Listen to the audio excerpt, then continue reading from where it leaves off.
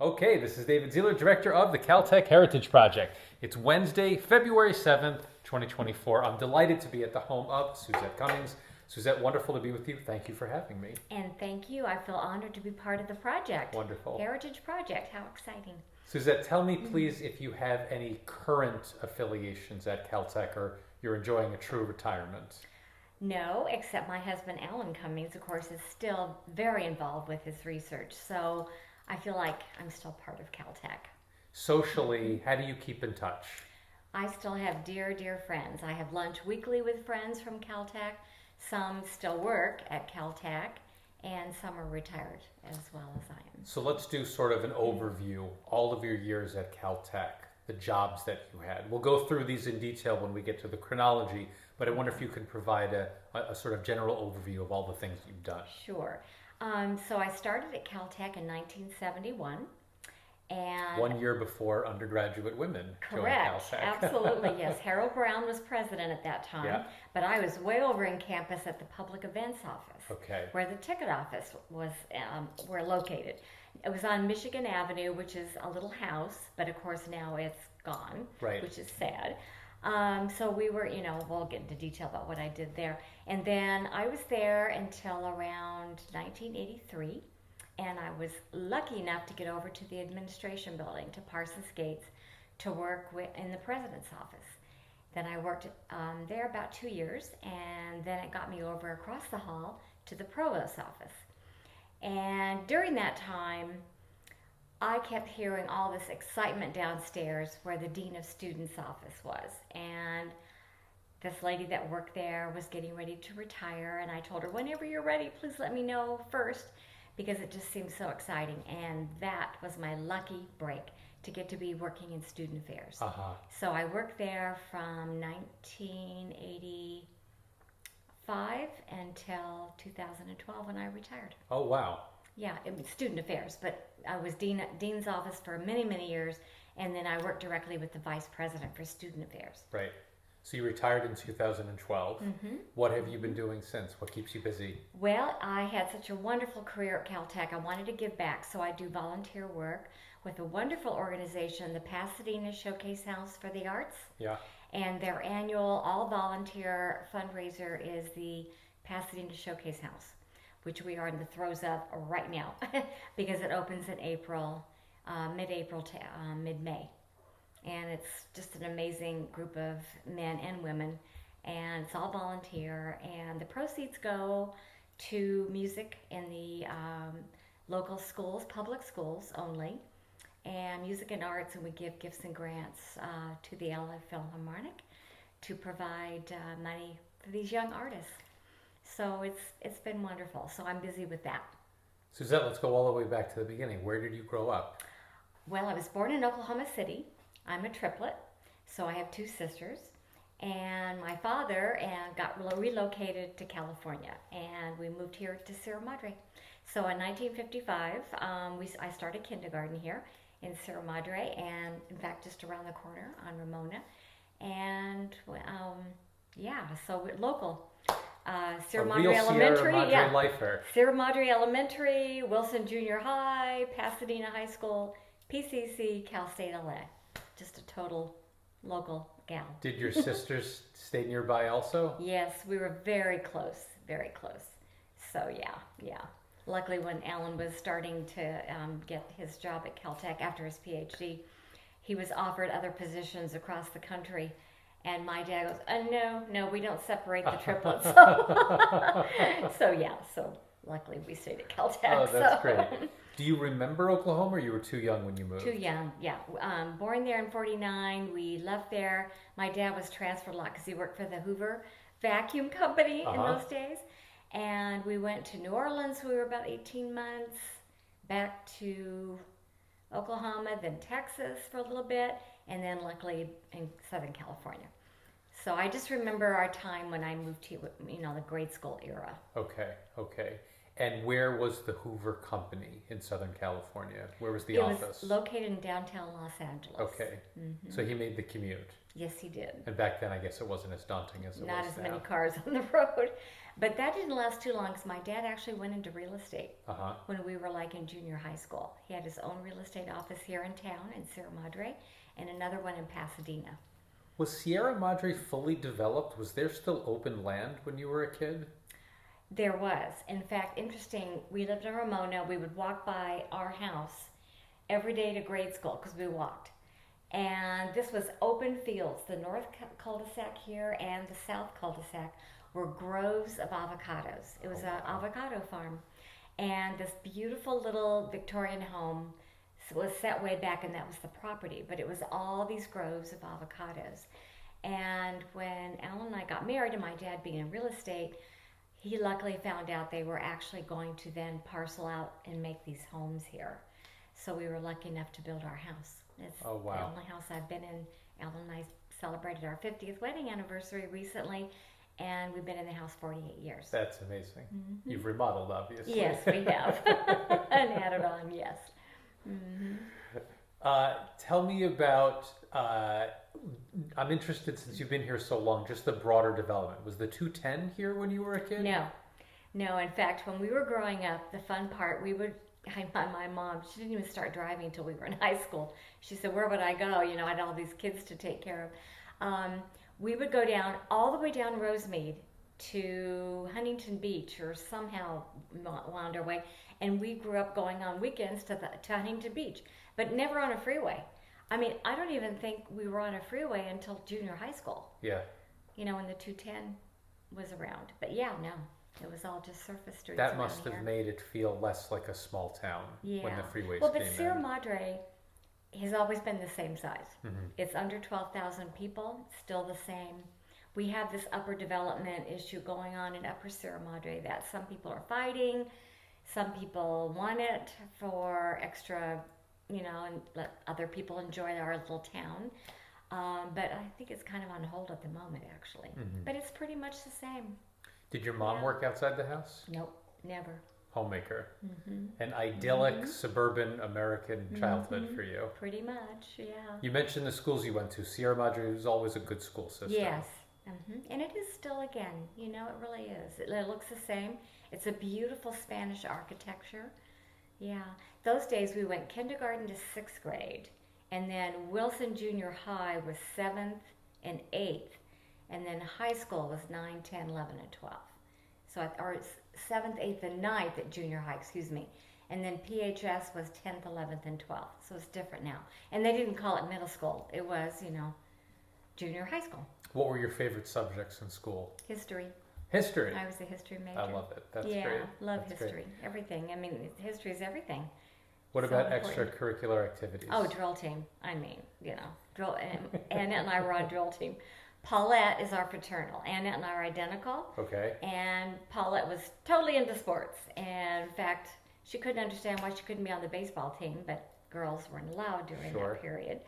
So, yeah, so drill team was our life in high school. It was fabulous.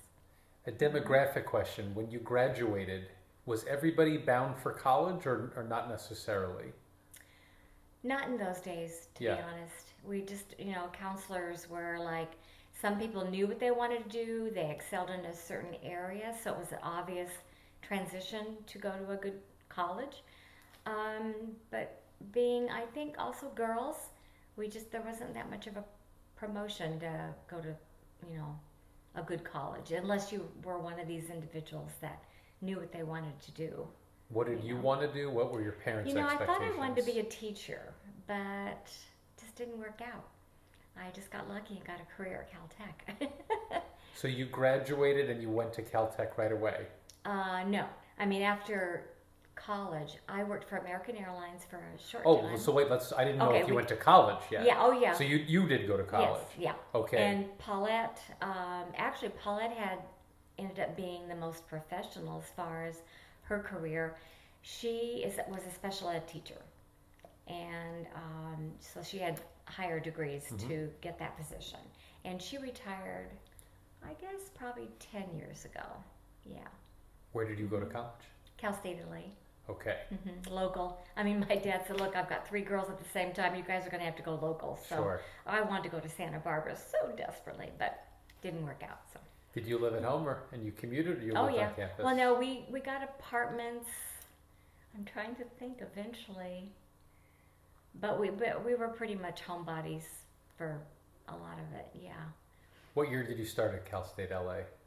Oh gosh, let's see. High school 67, PCC 69. 69. 69. Yeah. Was there any sort of Vietnam era civil rights, women's liberation? Was any of that happening? Oh, sure. There? At high school mainly. In high Because school? 67, well, actually the war, it was mainly at PCC, I guess, that there were, people not happy with the war, obviously. So you were aware of protests and marches and things like that? Yeah, that was more like 68, 69. Okay. Yeah.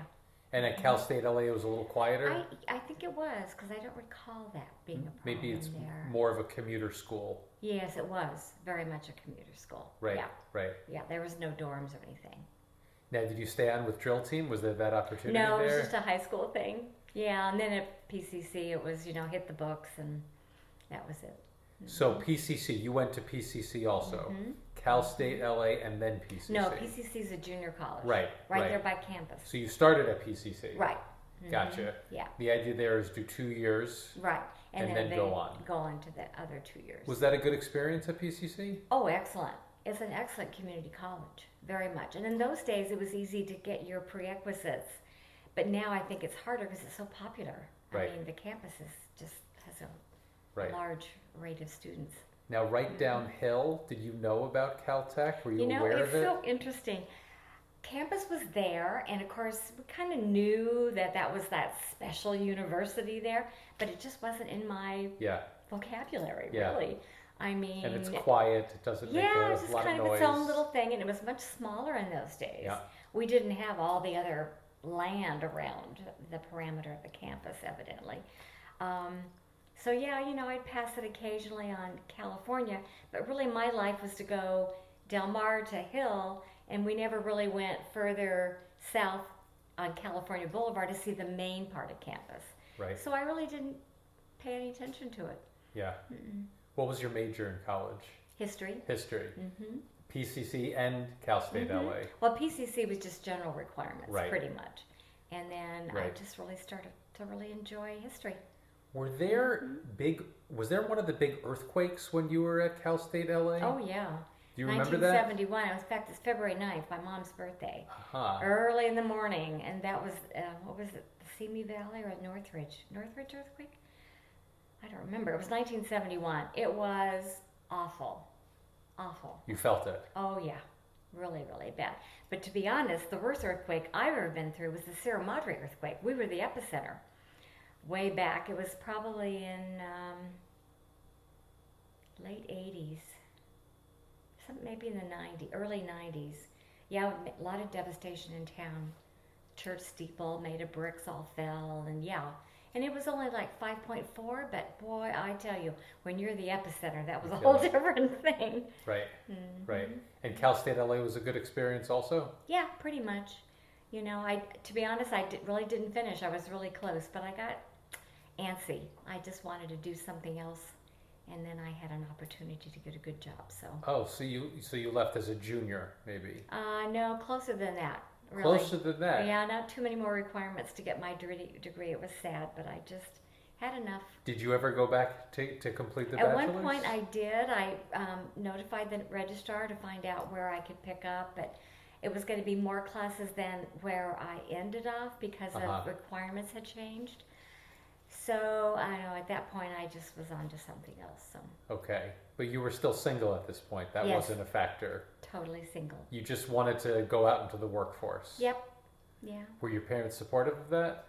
They were. Yeah. Yeah, they were. They were. They wanted us to be happy. Paulette was the one that really ended up with the more college degree. Annette worked in a bank. So I don't think she went as far. PCC, she got married early, right after Pasadena City College. Annette got married first. So you went out on the job market. What was available to you? Actually, in town, I worked at Sierra Engineering, but I did that during the summer, like a little part-time job while I was going to school. And then they asked me, I think that was part of it, to stay on full-time. So I did, and it was all right. I enjoyed it. And then what did you do after that? Well, then I got an amazing offer to work at American Airlines. They were looking for reservation to downtown Los Angeles in the Tishman building. They had their main reservation office for the phones. I mean, there was no real computers Of course. those days.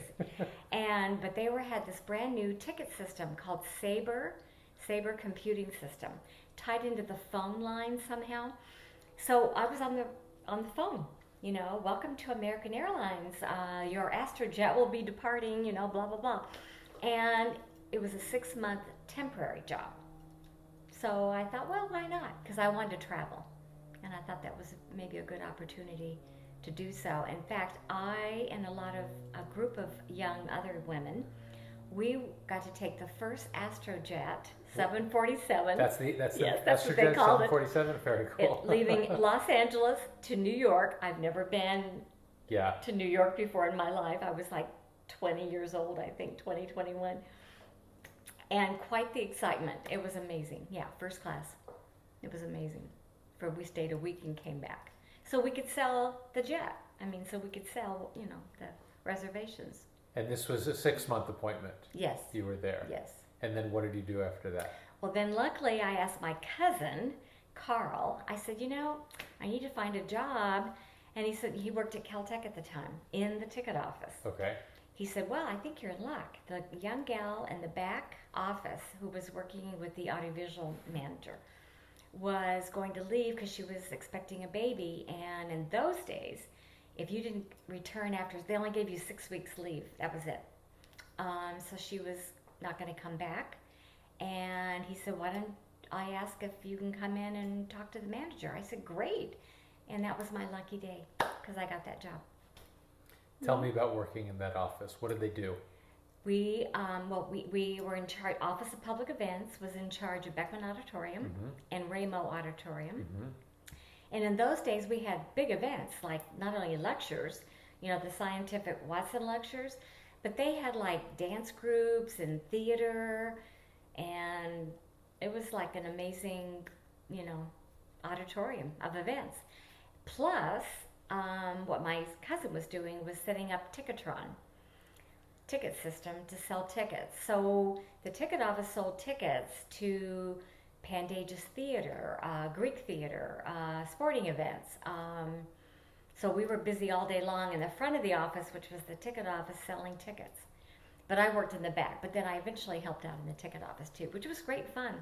We would come in on a Monday morning, and people would be wrapped around Michigan, all around the block, to buy rock tickets to the Rose Bowl, to the Dodger Stadium, where they had these big rock concerts. And it was all on Ticketron. So this was Caltech doing business for non-Caltech events. We would sell Ticketron tickets to our events in Beckman, but we also were an outside agent to do tickets for theater and sporting events and rock concerts. Did this bring in a non-trivial amount of money for Caltech? I think we obviously must have had some kind of commission, but I was not aware of it. Yeah. But it was, we were busy all day long. Right. Yeah, it was amazing. And again, before the internet, this is the local place you go when you want to buy events. Absolutely. Interesting. Absolutely. Plus they had the old mutual ticket system too, which was a voucher system. So we would make a phone call, somebody would be their time to come up to the counter, and I want to go to X play at the Pantages, and this is a day and whatever, and I would call, and we would write up the voucher and give them the voucher to turn into the box office, and then we kept a copy for audit, our money and all that kind of thing. So yeah, it was fun. What was the demarcation of events that would take place in Beckman versus Ramo? Well, Beckman was like almost twice the size, probably larger. Beckman is 1170 seats. Raymond was like 500. So Ramo was really like a small, like our Caltech student musicals would be in Ramo. Okay. In smaller groups.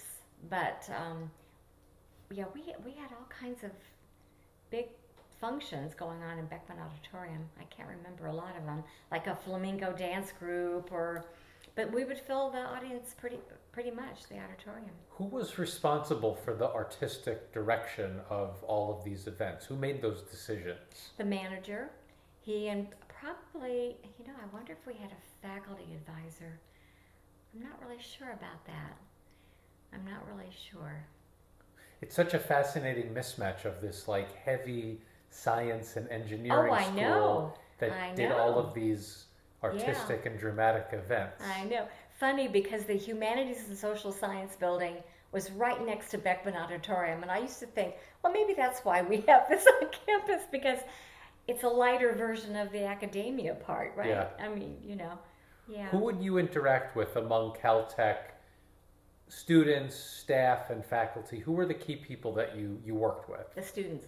The students. Because we hired the students to be ushers Right. in the auditorium for our events. So I got to really get friendly with quite a few of the students. Yeah. What were fun. their motivations? This killer Caltech curriculum, right? I It's know. so intense. Mm-hmm. Why would they take time out of their studies while they're there to do these things? What would they say? Well, in those days, if I can remember correctly, some students needed to work to help out with their tuition or something. So there was like a work-study program kind of thing. So they fulfilled that by working probably in the cafeteria or bookstore or other places, but they worked in the ticket office just a few hours a day. I mean, because they had to keep up with their bookwork, obviously. But they also, I wish I could remember what it was. It was some kind of a student program.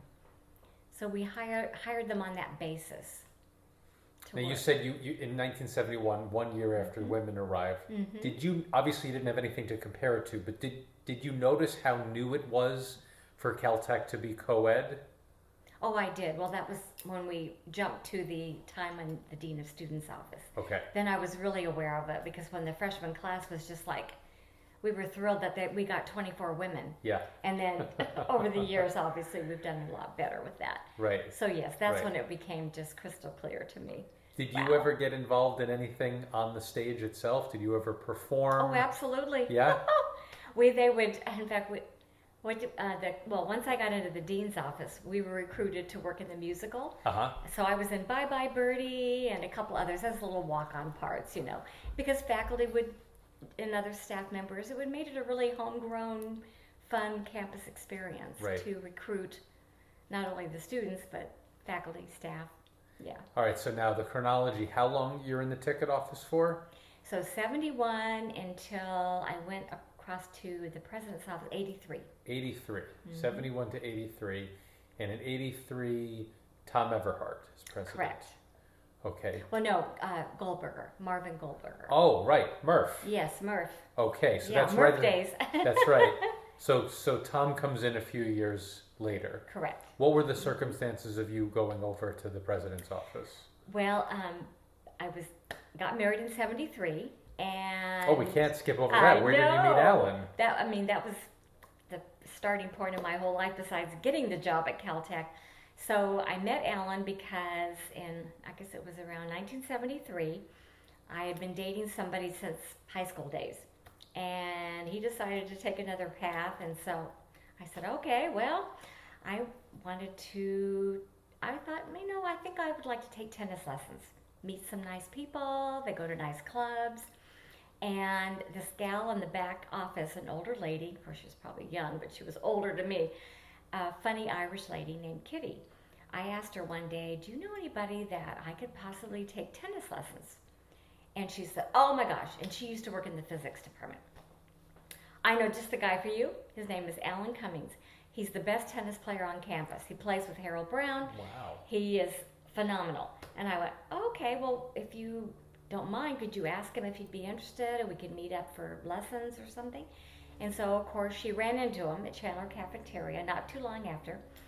And they decided, she told him all the things, and he said, oh gosh, okay, I'll try to come over sometime. Well, evidently this was a discussion during his lunchtime with his colleagues about going to meet this lady over in the ticket office, and he was nervous to do it. So I don't know, he just never did. But then, on my birthday, March 14th, Pi Day, I was across the campus to pick up the paychecks. In those days, they were paychecks. There was no direct deposit. Sure. I had to pick them up at the cashier where the mail office is located in business services. So I went over to pick up the paychecks. Unbeknownst to me, Alan was coming in the door to take his thesis to have it printed in graphic arts down in the... Oh, so he was still a grad student then? Okay. He was that was March 14th, and he was getting ready for his oral exam for his PhD within like a week. Mm-hmm. I didn't know that, of course. And so I was getting the checks, and then I went downstairs to graphic arts, and I guess I must have smiled at him on the stairs. So I was going down, he was coming up from graphic arts, and I smiled at him.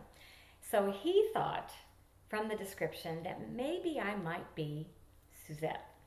So I went back to the cashier to talk to the mail guy about something, and Alan said he read every announcement on the lobby bulletin board, and he met me at the door to hold the door open for me and said, by chance, are you Suzette? Yates. And I said, yes, I am. He said, I'm Alan Cummings. We're supposed to meet for tennis. And I was kind of in a hurry to get back. Everybody wanted their paychecks, right? So I said, come to the ticket office, and maybe we can talk, later today. He said, great, I'll come over this afternoon.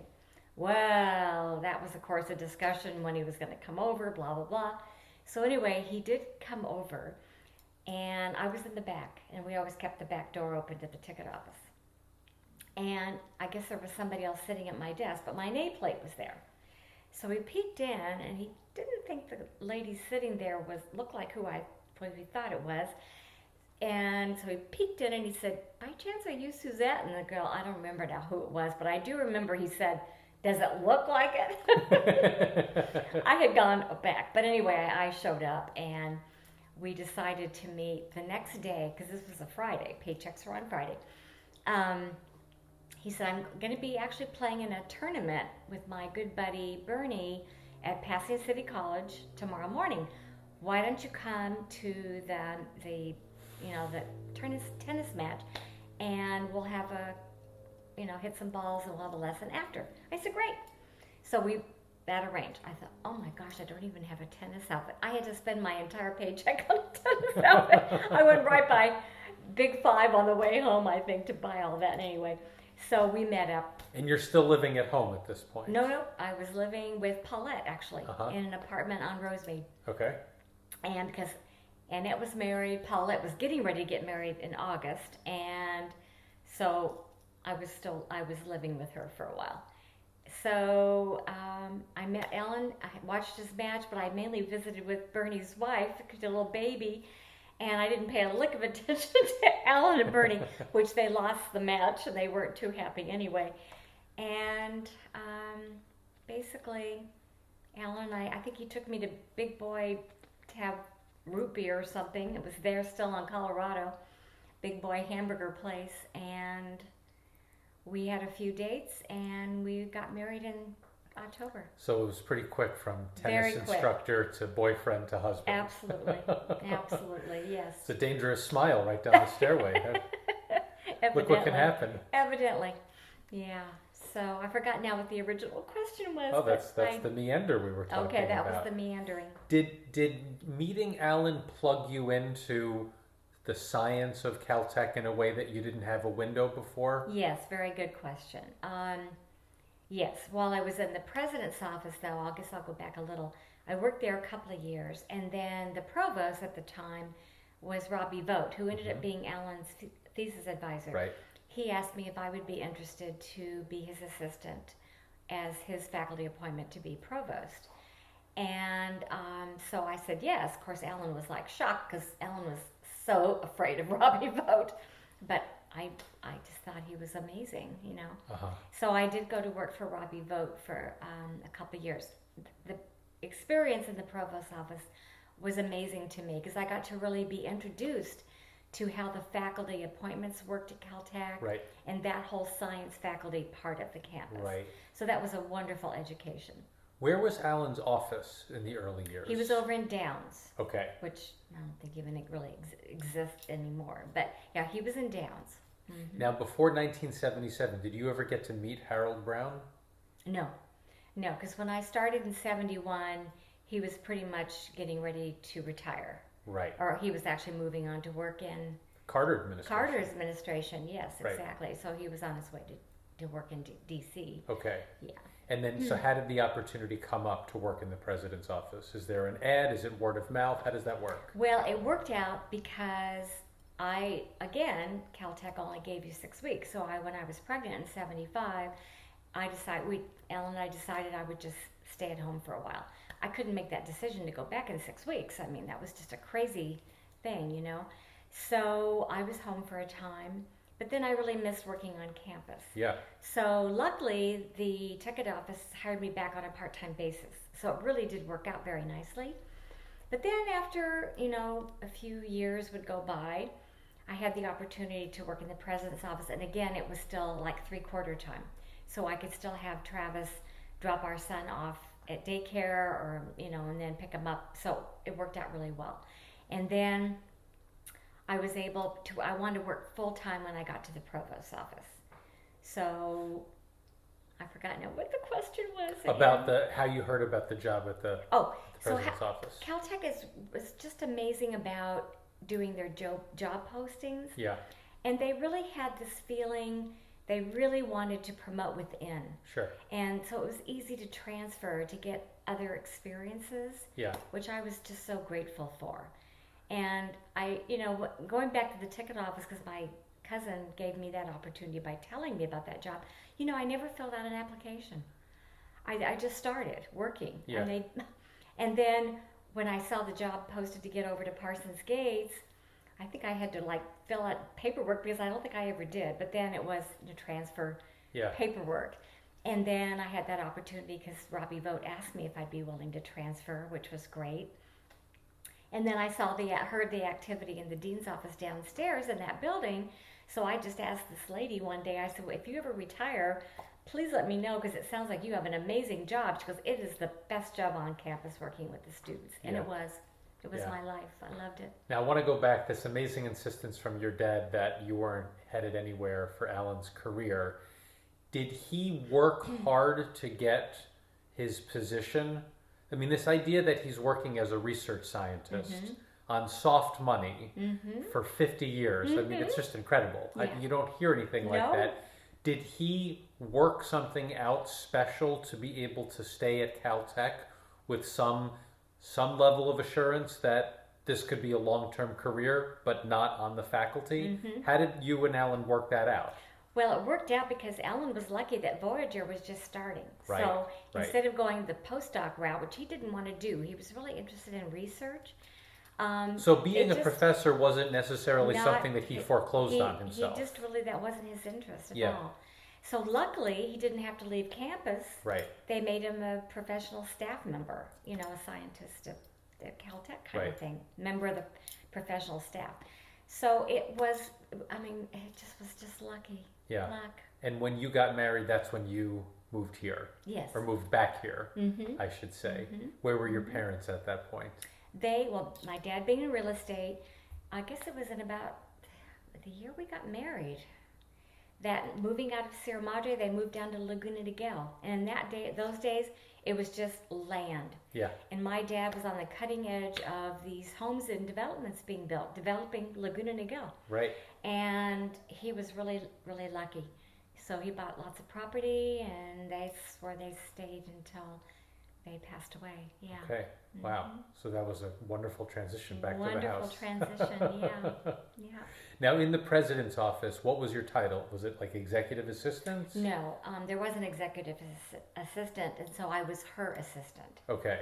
Yeah, and it was Mary Webster was there, and she was board of trustees secretary. Right. To the board, and But Mary was not your boss. no, she was the manager of the entire office. Okay. So in essence, yes, she was. But I think I reported directly to the executive assistant on those days. Okay. Yeah. What was the division of labor? What did you do? What did the executive assistant do? So I helped out with, filing, and I answered the phones and with the calendar and, making sure that supplies were ordered. It was kind of simple, but it was perfect, it was fine. And I learned a lot. Did you get to interact with Murph at all? Yes. What was he like? Interesting. So let's start, but he's a theoretical physicist, so Yes. that's always going to be interesting. That's always going to be Although you're interesting. married to a physicist, so you knew your way around. Murph had a great sense of humor. Uh-huh. Interesting because Robbie Vogt always called him that Hollywood guy because he had kind of a lot of connections in Hollywood. Huh. Donors, I'm sure what we're talking about here. Okay. You know, I if I'm remembering correctly, and I always thought that was amusing because I never saw any Hollywood types come to campus for a meeting or anything, but it was just kind of a funny. I think he had really interesting connections. You know, So donor. Murph was already president when you came into the president's office? Yes. Okay. And he actually, and then when I went to provost's office, he was still president. Right. So I was doing other things when Tom Everhart. I mean, I was in the building when Tom Everhart came, but I never worked with him. And Robbie was provost the whole time you were just for 2 years. At the beginning? Robbie. Or at the end? So no. So I was in the president's office 83 to about 85, and then 85 to 87, I was with Robbie in the provost's office, and then he left. Right. And then Barclay Cam became provost. Okay. Who was provost before Robbie? Ooh. Or that would have been before your time. You were still in the ticket office at that point. Right. I don't remember who the provost was. Okay. I should, and the name will probably come to me. Maybe. Now, this is something you might have insight, you might not. I'm fascinated. Mm-hmm. Murph came. He was a professor of physics at Princeton. And as far as I know, that was the extent of his administrative responsibilities. He wasn't a department chair. He wasn't a dean, a provost. So this is sort of a meteoric leap from being a professor to being the president of Caltech. Did you have any insight, or did you see how he grew into that role? No. You know, it was just sort of different in those days.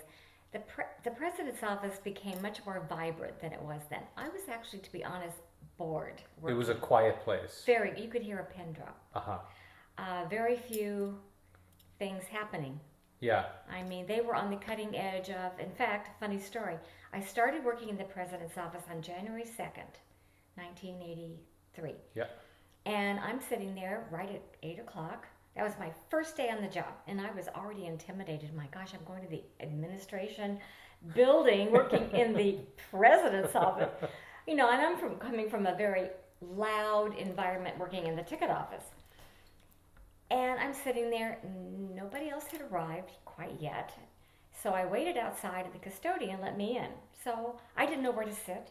So I just sat at the front desk, right up front, right outside, that was Murph Goldberger's office. I didn't know. So I just sat there, waiting for something to happen. I opened up the door, and in walks this gentleman, all dressed up, this older gentleman. And he said, "Good morning." I said, "Good morning." And he said, "Here, would you please hand this off to Murph?" And I said, "Oh, I'd be happy to. I'll make sure Dr. Goldberger gets this." And he goes, "Well, you have a nice day." And it was a check. And I can't even begin to tell you how many zeros were on that check. But I believe it was a check toward the Keck telescope. Oh, wow. And it ended up being. But I thought, wow, this is a great job. You sit here and people bring money. Anyway, that was just a funny thing. But yeah, other than that, it was pretty quiet. So a quiet place, so he didn't necessarily have, like, meetings all the time. I mean, there were meetings going on and all, but it just didn't seem like it ended up being. I mean, when I was over in the provost's office, things really pepped up, you know. Right. There were a lot of faculty in and out, and meetings were going on. It just seemed different. Did you have a window into Murph's priorities for Caltech, some of the big initiatives that he wanted to do as president? No, honestly, I don't. I really, yeah. From your own vantage point, what were some of the big exciting things that were happening on campus? Construction, big research projects. Yeah. What do you remember from those days? It was Keck. That was huge. Yeah. And, you know, gosh, it's way back. I can't remember, David. I'll have to think about that. Maybe get back to you. Okay. Mm-hmm. It might just be that Murph's style as leader was don't rock the boat. Yeah, kind of, you know. He was a funny guy, Yeah. Now, how long were you in the president's office? Just 2 years. The 2 years. Yeah, and then I went over to provost. Okay. Yeah, a And couple of same years. kind of thing, word of mouth. Yeah. That was. Did you see that as a lateral move? Was it a promotion? A little. It was a promotion because then I was the assistant to the provost. Okay. And I just learned so much about faculty appointments and paperwork involved. Lots of faculty coming in to meet with Robbie about their appointments and that kind of thing. What was the dynamic between Murph and Robbie? It seemed interesting. Interesting. Mm-hmm. Tense at times, maybe? Very. Different I personalities? really felt like there was some issues, yeah. They didn't see quite eye to eye. Robbie has a very strong personality. Very strong personality. Mm-hmm. But you weren't intimidated by him? Nope. Even not though at all. Alan was scared Totally of him? intimidated by him. But you know, What was Robbie the idea? That he was like this Teutonic eminent scientist? Oh, What? I mean, Alan was just so looked up to him, which I can totally understand, but I was on a different level. Robbie, to me, took great pride in being a good instructor. Uh-huh. And so he had a certain style, and I could tell he would like listen around the door jam how I was talking to a faculty member on the phone, like to make an appointment or something. And then he would kind of critique in a very wonderful and instructional way. Mm-hmm. Or he had a different style about how he wanted letters to be done or something. And I just thought it was a great experience to be, you know, learn from this wonderful man. Plus, I was able to be one of the few people on campus that could read his handwriting. Because he had this European style, and I figured out if you tilted the paper a little bit, the loops made sense. And so I could figure out how to transcribe his writing. So I became invaluable for that. It was funny, though. What did you learn about how Caltech operates academically in the provost's office that you wouldn't see in the president's office, given what the provost is charged to do? Yeah, well, that was the faculty appointments. Right. That was their thing. And yeah, they were in charge of faculty appointments and the paperwork and getting involved with visiting faculty. So we'd have to work with the housing office and other offices to coordinate. So yeah, that was just so different. During those days, was there any talk about hiring more women faculty members? Do you ever recall that being something that was discussed? That is a really good question. It might have been, I sort of think about that, but you know, it was just, everything was so private. I mean, Robbie would have his meetings with the division chairs. Yeah. And weekly meetings, and I'm sure all of this was high-level discussions about campus and hiring more women faculty, but it really never filtered down to my level. What was a regular schedule for Robbie like? What was a day in the week for Robbie? Well, meetings, pretty much. And then, of course, he was like over in physics, too. So this was a faculty appointment, so that was a split time. So he wasn't always in the provost's office. Right. You know, he would be over there for meetings pertaining faculty appointments or other issues, but he also did a lot of work over in his other office. So he kept up research during absolutely. the provost years. Mm-hmm. Mm-hmm. Okay. Mm-hmm. And so when he wasn't there, you were sort of running the operation. Well, you know, there was a higher level administrator lady too that was in charge that I reported to as well.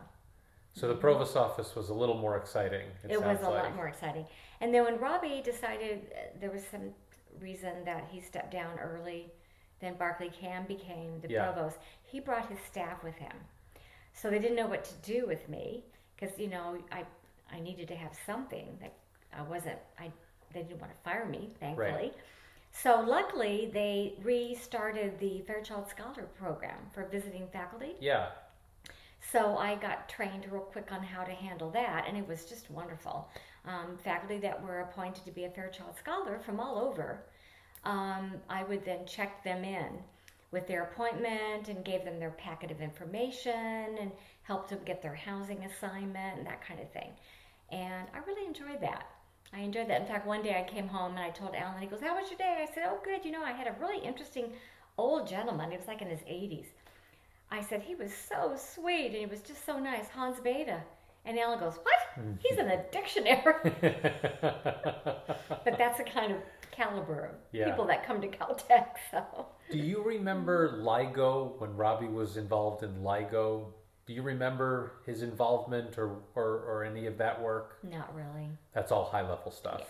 Yeah. I know Okay. he's busy and with that. But, Now, was it Murph who appointed Barclay Cam, or was that Tom Everhart at that point? What was the timing there?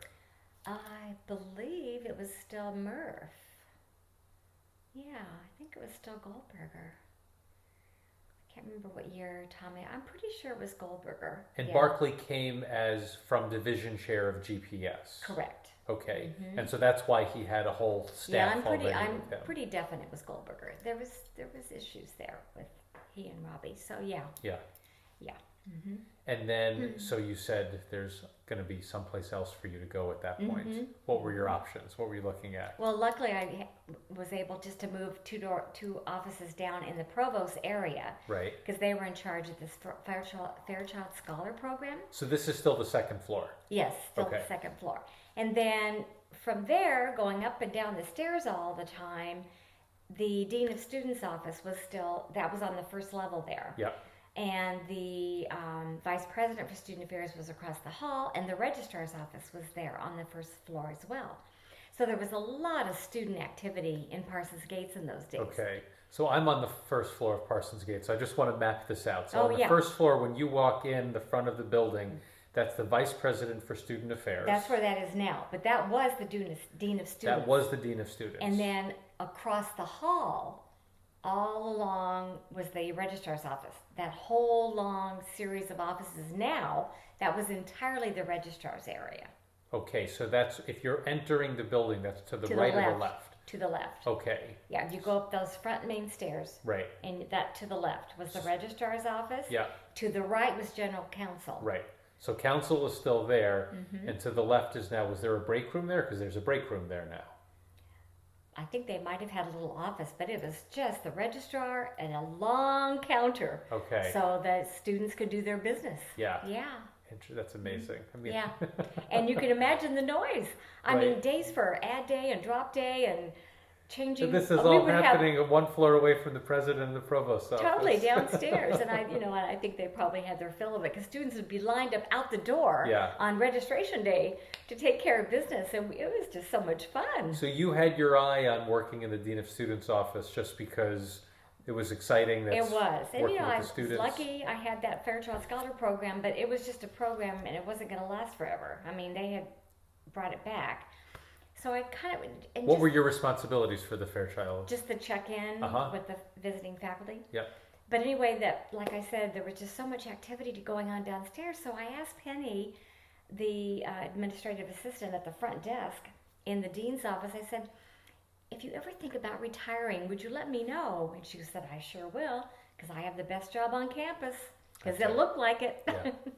Yeah. So luckily I was hired to work in the dean's office in 1985. 85. Let's see. So you were 2 years in the president's office. Yeah, or it was. No, it couldn't have been 85 then. 87. 87. So Yeah. 2 years in the president's office, 2 years with Robbie in the provost's And office. then Dean of Students. Who was Dean of Students in 87? Gary Lorton, Professor of Math. Okay. And again, they're all faculty appointments. Yeah. Mm-hmm. Sadly, we lost Gary. Yes. I mean, we're still dear friends with Gary and his family. Tell me about Gary. What was he like? Oh my gosh, full of personality. Yeah. Fun, statistics guy. Yeah. So much fun. I remember we would buy a lottery ticket. Well, you're not going to win. I said, Gary, somebody wins. He goes, well, it's not going to be you. Yeah, he was just fun. He was just so much fun. Yeah.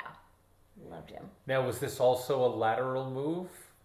Were you executive assistant to Gary? Or what Yes, I was. I think it was a promotion. Yeah, Yeah. definitely. Mm-hmm. Okay, so now this is, the excitement is building. From Yes. president to provost. To Now Dean you're of Students. Now you're at the office. Dean of Students Yes. office. Okay, so what were the issues? What were the kinds of things that would occupy Gary's time as Dean of Students? Oh gosh, well, lot of student issues. Right. I mean, they would come in all the time for appointments. Yeah. And these are the days we had no computerized system. It was before PCs. Right. So the calendar was on my desk, and we were constantly writing with a pencil, erasing appointments, filling in appointments. No cell phones, calling up, trying to reach a student. I mean, no email. Right. I would spend a lot of my days walking over to Ruddock or Fleming or Page House to scotch tape a note on the door or a whiteboard to have an ex-student, please call Suzette in the dean's office. You know, it was quite busy. Was the dean of students everything before the issue raised to the vice president for student affairs? Is that how that works? Yes. The student issues, you know, it could be resolved in the dean of students' office. If not, it could rise to the vice president for student affairs. Okay. That could be an honor code violation type of example. Right. And who was VP for student affairs during those days? Oh gosh, during Gary's time, who was the vice president? Chris Brennan, maybe? No. Chris was the next dean I worked with. Okay. So I worked with 4 deans. So there was Gary, then Chris Brennan, and then Rod Kiewit, and Jean-Paul Revel. Okay. Yeah. So I had a mathematician, a mechanical engineer, social scientist, and biology. And they all had different personalities. Of course. And just wonderful. Absolutely wonderful. I mean, these are full-time faculty members. To take these positions were amazing. Yeah. You know, out of their busy day. And Caltech is so small. There's so few undergraduates. It's so difficult to get in. How does that translate to how Caltech treats each student as such a precious resource when they're having problems?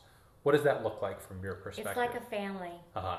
I mean, just so one-on-one. Yeah. It's just absolutely amazing. And these students are just from everywhere, and so many international students. Right.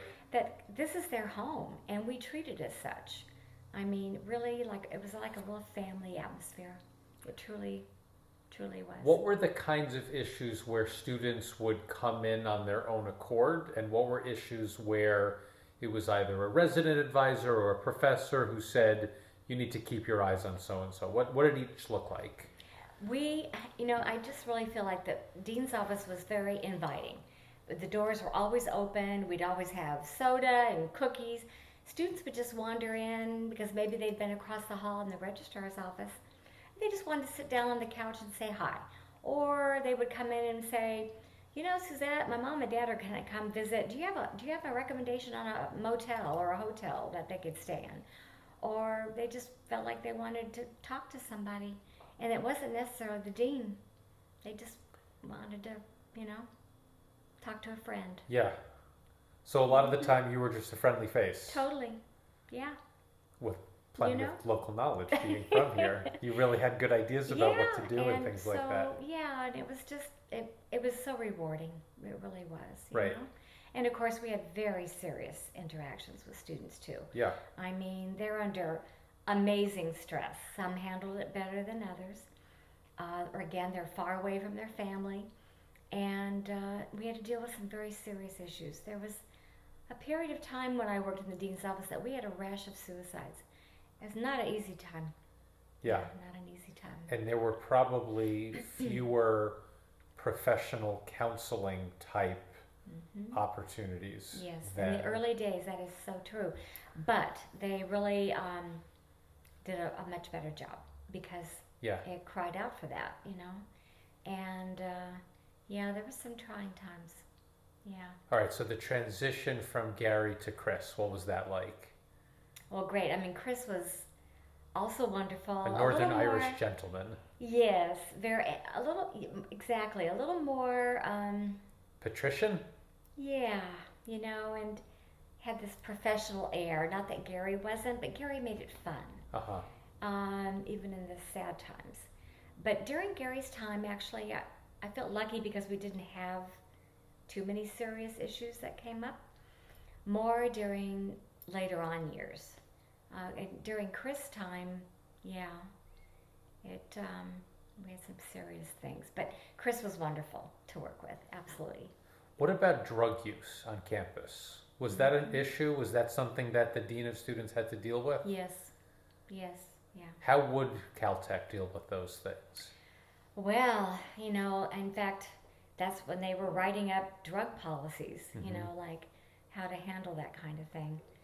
And counseling was involved, and yeah, it was serious. How did you work with each of the houses? What's your point of contact with the houses? The resident associate. So Okay. the RA was our point person, and they were typically graduate students.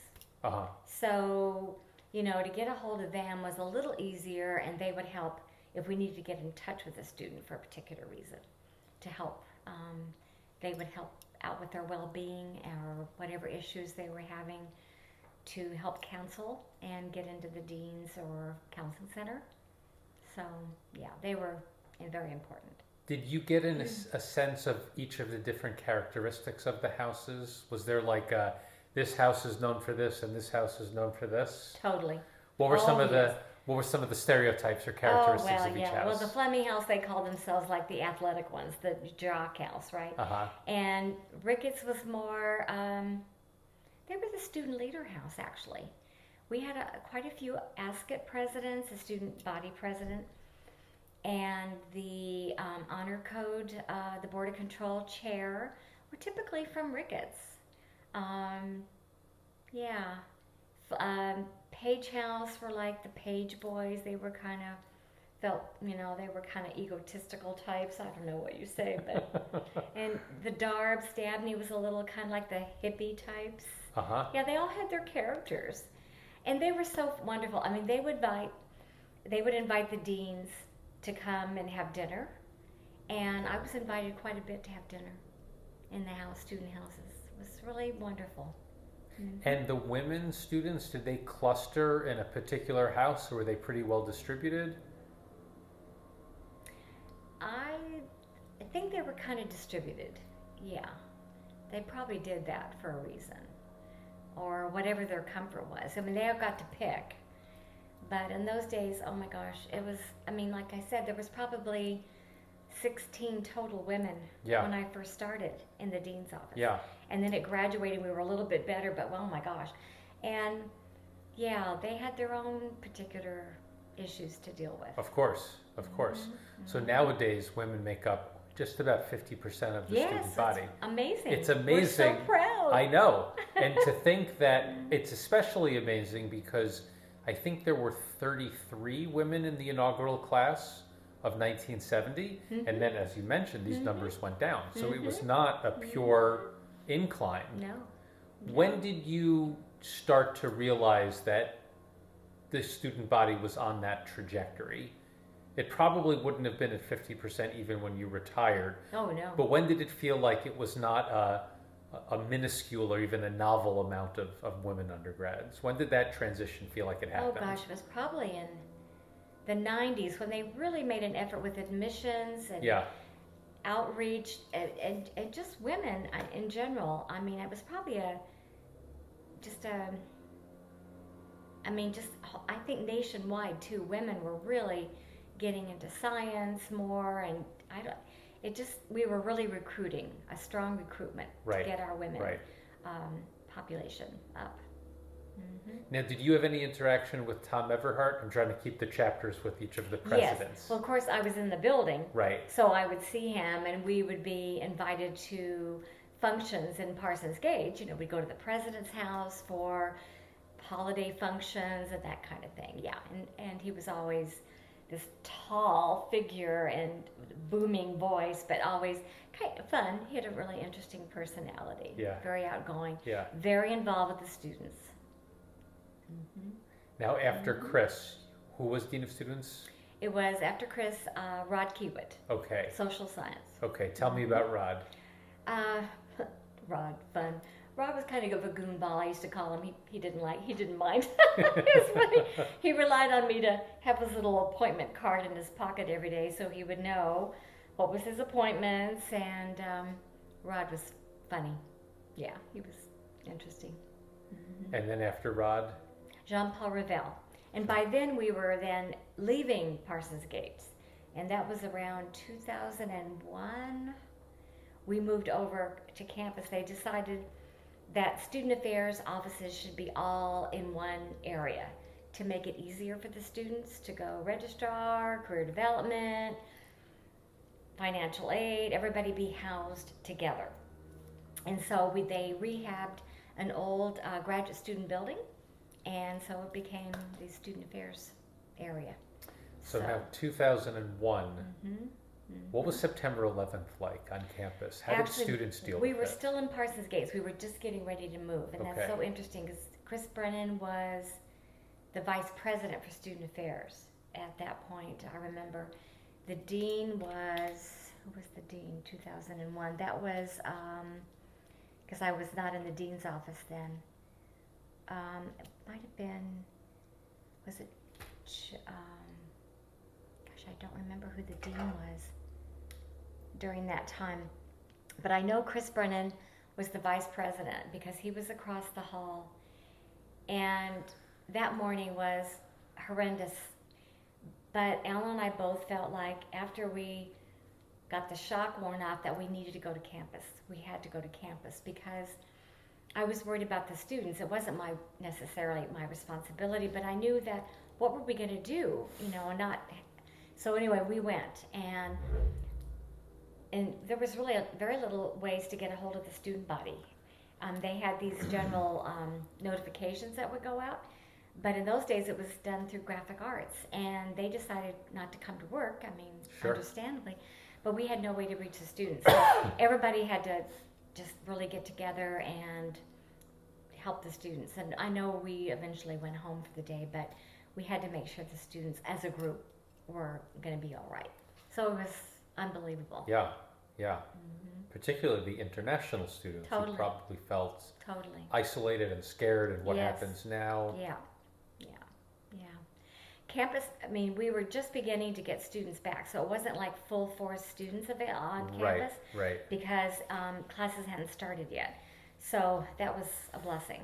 But we still had quite a few students there. And of course, the graduate students were there. So, yeah.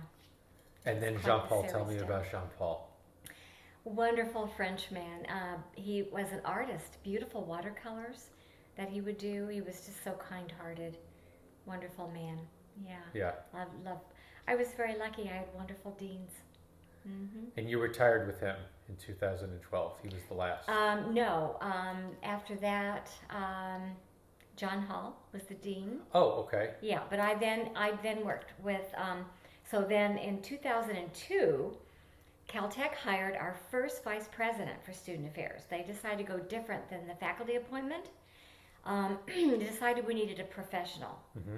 And so they hired a woman, Margot Marshak, and so she asked me if I would go back to Parsons Gates to work directly with her. Okay. So that office is still today, the vice president of student affairs is in Parsons Gates. So I worked then for the vice president of student affairs. She was there for about 4 years, and then John Hall was the interim for about a year, and then I worked with Anila Sargent. Oh, yeah. Yeah, professor of astronomy. Of course. For 4 years until I retired.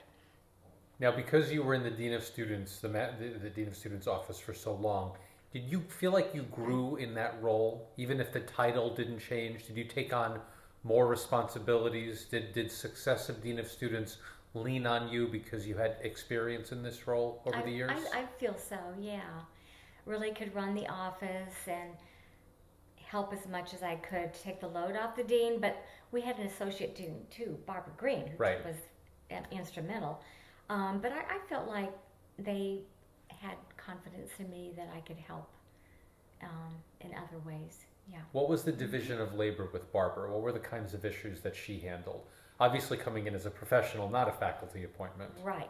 She was there really full time. Yeah. Again, being that there was a faculty, that was the dean, was the faculty member. They were gone a lot, teaching or traveling or doing other faculty duties. And so I was, full time with Barbara, and she was there all the time. So that was great. So appointments, she was meeting with students all day long. Mm-hmm. So Yeah. It was wonderful. A difficult I question. love working with Barbara. You alluded to it, the tragedy when a student takes their own life. What, again, it's a small campus, it feels like a family. How does Caltech institutionally deal with such a horrible thing? Oh gosh, it's a difficult question because I mean, the deans and the vice president would have to interact with the parents. Um, Sometimes we'd have them come out to fly out to meet with them physically and to deal with their loved one. I mean, their child, and uh, yeah, it was rough on the deans. How does Caltech look inside of itself to figure out how do we prevent this from happening? What can you do, right? Mm-hmm.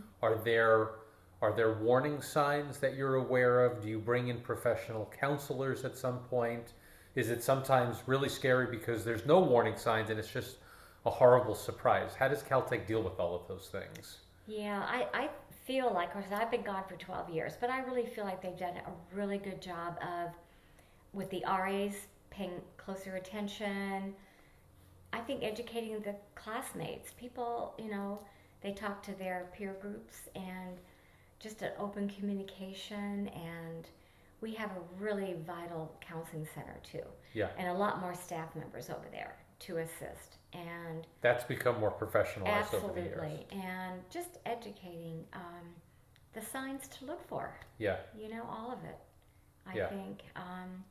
And I think we've done a better job, from what I can hear. A much happier question. Student successes, when they win awards, when they do big important research. Mm-hmm. How is the Dean of Students there? How are you there to help celebrate and recognize what they've done? Oh, it was great because the Dean's office was actually in charge, and I helped with that, awarding these prizes, different prizes. So we would have certificates printed. We would present, some of them were presented at commencement, so their family members could see them getting these great awards. And prizes, a monetary amount would come with it. So we were very involved in that, and I helped out with that. It was really fun, exciting. On the topic of awards, when a Nobel Prize is given to a Caltech faculty member, you were there to witness some of them. Oh, yes. What was that day like? Oh my gosh, it was campus celebration. Yeah. Yeah, really, yeah. A big party. A whole campus celebration, yes, a very big party. Yeah, it was wonderful, wonderful. In fact, during Chris Brennan's tenure, this is a little bit different, we had the one and only president of the United States was the commencement speaker, George Bush, Sr. And that was a big day on campus. So I was actually on a little committee to help with organizing how the students everybody would go across to the athletic field to go through the metal detectors. We would, how it all worked out. Yeah, it was quite exciting. That was fun. Now let's go back to the chronology with Margot. She came to you and said, would you come work with me? Yes, she did. She temporarily worked in one of the offices over in the Student Affairs building. So I was there already, still in the Dean of Students area. And we became, friendly, and they were trying to figure out her staff because she was originally going to stay in the building. So we would just all support her. But then it was decided that David Baltimore decided that he felt the vice presidents should all be in Parsons Gates to make it, the administration building, that's where she should be. So I was like, oh, yeah, you're going to like going over there. I miss being in that building. And so she said one day, well, would you like to go back? And I did have a struggle because I enjoyed working in the dean's office so much that I just wasn't quite sure if I wanted to go back. But then I miss my friends in Parsons Gates, so I said yes. Yeah. And it was great. How did your responsibilities change working with Margot? Well, it was more high level, less student involvement, which was a little sad for me. But it was working more with all the people in student affairs because they would have meetings with her, and we had budgetary issues during that time. Campus had to really cut back. It was a recession was going on. The 2008 financial crash. Yes, and that was a difficult time. Right. We had to lay off some people in student affairs, so it was stressful. Yeah. And as you mentioned earlier, the kinds of things that would get taken care of in the Dean of Students office, some did bubble up to the Vice President for Student Affairs. So what were those issues that were, as you mentioned, high level? What would get to the VP for Student Affairs? Well, student suicide, of Yeah. course, because the vice president would have to get brought in, and then he or she would have to deal with the president of the institute because they'd have to get involved. So that kind of thing. And yeah, high-level student issues. Now, continuing the tour of presidents, did you interact with David Baltimore at all? Yes, because I was in the building, Right. and he was up and down the stairs, full of personality. I love David. Yeah, he was fun. Yeah. Yeah. And then same for Jean-Luc Chameau. Did you ever interact with him? Yes. Different, a little more serious Frenchman. Uh-huh. Very polite, but friendly. Yeah. Friendly. Yeah. Yeah. And then you were with Margot until you retired. No, I was with her until it was awkward, but when Chameau became president, he decided he wanted to go back to the faculty model. And so she was let go. Oh. And so that was sad. And then it was Anila. And then it was Anila. But I had almost a year by myself in that office. John Hall was Dean of Students, wonderful man, loved him. And he was given to be the interim vice president during that period while they tried to find another faculty member to take on being the vice president for student affairs. And so he had so many hats. He was a faculty member, he was Dean of Students, so he would come over as much as he could to meet upstairs for VP type meetings. But I was there a lot by myself. It was sad. But then luckily they hired Anila. So then things got back on track. So was John your supervisor essentially, not having that VP for Student Affairs for the year? Mm-hmm. Okay. Mm-hmm. That must have been a very busy time for everybody. For everybody, yeah. Right. They were wearing duplicate hats for a while. Okay. Until Margot came on board. So you would have witnessed both options, having the professional VP Student Affairs and a faculty VP of Student Affairs. What are the pros and cons of each? Well, I really felt Margot brought the area of professionalism as far as a student affairs individual, like other campuses. And so she had that counseling experience,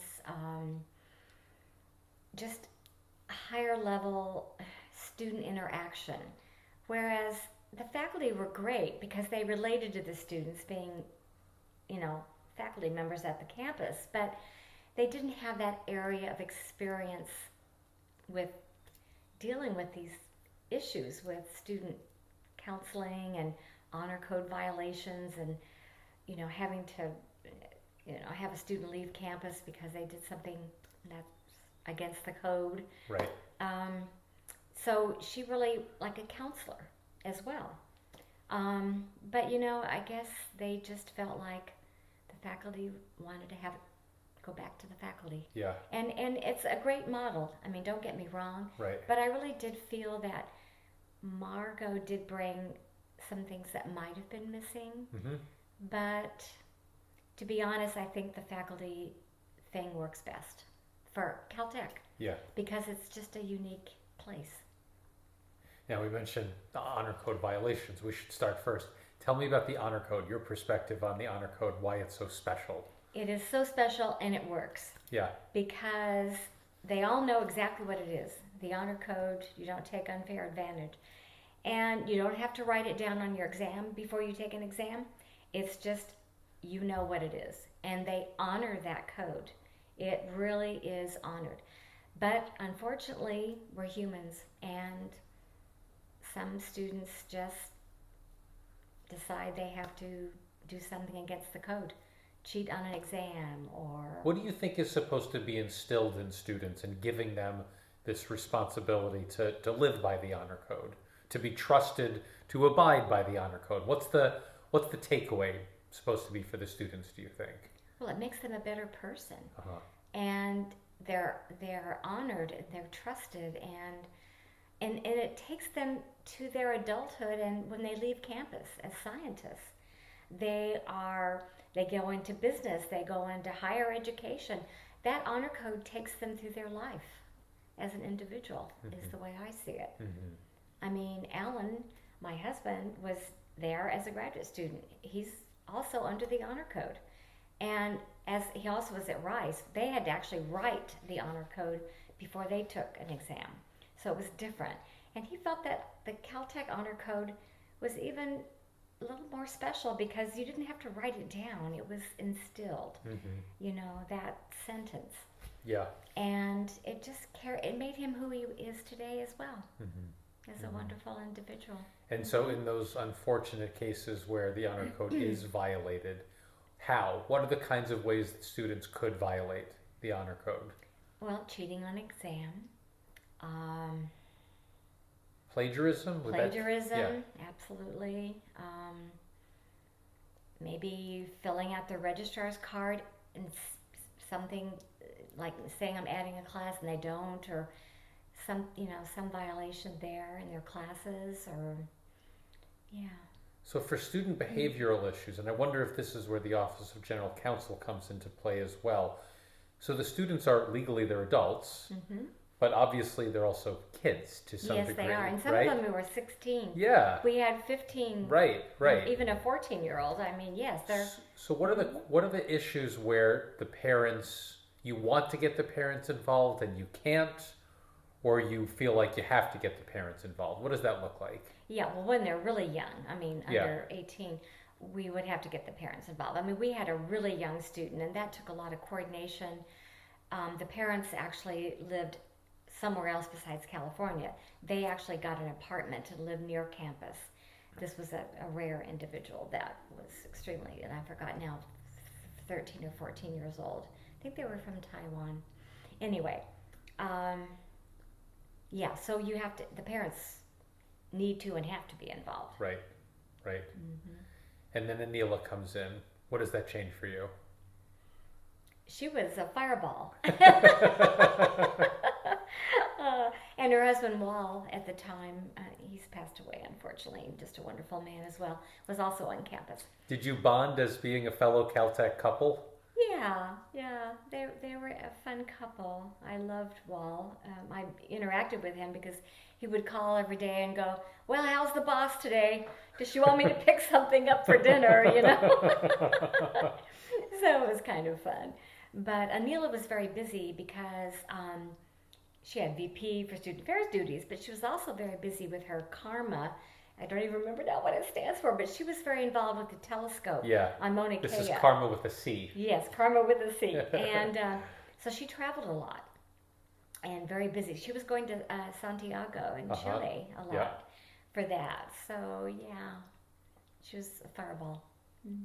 When did you start thinking about retiring? Was there a round number that you came up on?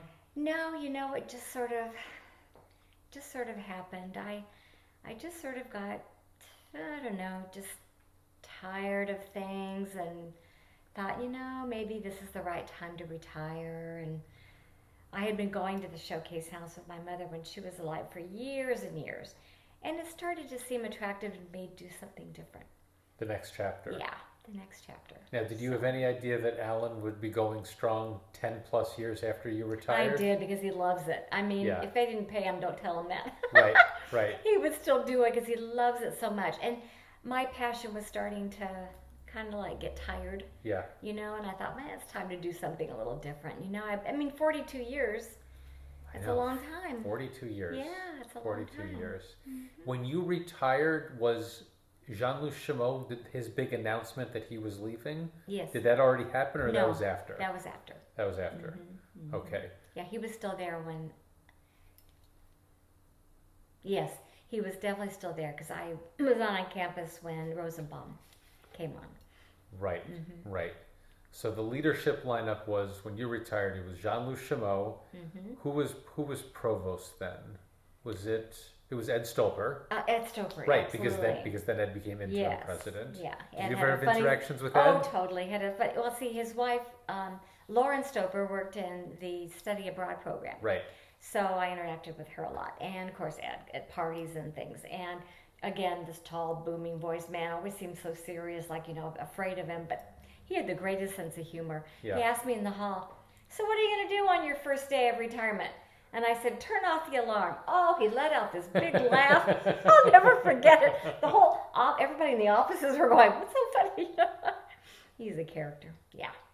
Mm-hmm. What was it like when you retired? How was that observed on campus? Oh my goodness. They put on a wonderful big party at the Athenaeum. Really? Me. Yeah, it was really nice. And I think, did I have all my deans there? I think everybody but Chris Brennan, because he was, I think he might have been out of town. And he felt so bad, but he came over a week later and brought me flowers because he couldn't attend. So it was really sweet of him. That's really nice. But they were all there. Do you remember who spoke at the F? Oh, they all did. Gary, bless his heart. He said, he said something about, when I wasn't dean, I didn't have to go over to Parsons Gates very much, but I had to go over there one day. And I said, oh, good, I get to see Suzette. He was so sweet. Anyway, yeah, they were all wonderful. You mentioned, Caltech feels like a family. You felt that doubly so since Alan and you, and of course, are a family. Yeah. I wonder how that relates to, it's always a question as I do the history of Caltech, how such a small place has such a big impact. I wonder what your perspective is on the importance of the close relations, the close-knit community, and how that can translate to all of this amazing research. What do you think? Oh, I just think it's so special. There is no place like Caltech, And it's interesting that just locally, people get it mixed up with Poly or Cal Poly Pomona or something. But yet when you really tell them, Caltech, the people you hear about on an earthquake day, then they go, oh, you mean that amazing campus in Pasadena? It has this huge reputation, and I'm always so proud to say I worked at Caltech. Yeah. It's just amazing. The world-class scientists, and we get to be there. Yeah. Amongst them, It's amazing when you think about it. And in retirement, you had a pretty good idea this was your volunteer focus. This was your passion. Mm-hmm. Yeah. Mm-hmm. And it's been that way ever since. Yeah, totally. Yeah. Well, Suzette, let me wrap up this wonderful conversation with a few retrospective questions. What are you most proud of during your career at Caltech? Where do you feel like you made the biggest impact? Oh my goodness. I think helping the students. I really feel like I had a role to play, and I really feel like that I meant something to them. I mean, I got so many nice gifts when I retired, and people, I had alums stay in touch for years. That's so nice. It was really special. That's the best feedback you could ever get. Really special, yeah. Particularly when you think about all the amazing things that they go on to do. Oh, I know, it's so true. That they might not have if they didn't have a good experience or they didn't overcome some challenge at Caltech. So I feel like in a small part, I hope that I help them in their experience at Caltech. Yeah. To lead them to their goal in life. You experience so many different leadership styles, so many different personalities. What works? What makes for a good leader of all you've seen at Caltech? What are some of the universal characteristics, regardless of research experience or personality difference? What's always true to make a good leader? A good sense of humor, someone that is caring and listens. Yeah. And is just put themselves in their shoes, But some are better than others. But I really feel like just a good sense of humor means a lot. That's right. Yeah. Suzette, we'll end on a fun one. With you and Alan, would you talk Caltech at the end of the night, or is there a no Caltech policy? Oh, my goodness, no. The minute he walks in. But Alan is so sweet. He does great things. I don't know a lot about it. Detail as far as all his Voyager stuff and everything. But he makes it interesting for me. And he leaves all the technical stuff at the door when he's home. But we live and breathe Caltech, and it's great. I feel really lucky. Yeah. A fun one. One last one looking to the future. Voyager will turn 50. I know. Of course, in about 2027. 3 years, yeah. That's right.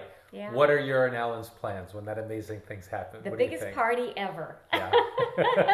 And we had a big party at the Athenaeum for our 50th at the end of October. Right. And we had our wedding reception there. And I remember we went into the Athenaeum because we would meet there on Fridays with Alan's group. They would have this Atho Dudes, they called it, beer down in the Rathskeller. And when we decided to get married, I said, we should have our reception here. we went to see the manager of the Athenaeum. I can't remember the guy's name at the time, and he goes, "A wedding reception? I don't think we do that here." Well, they did a knockout job, let me tell you. And they did a knockout job for our 50th party, so it was really nice. Something to look forward to in 2027. Yes, so they'll do a big party there, I'm sure. Excellent. I can't wait. Yeah. Suzette, this has been a wonderful conversation. Oh, Thank well, you so much. thank you, David. It's been wonderful. You'll have to come back and have dinner with us. Love it. Thank you.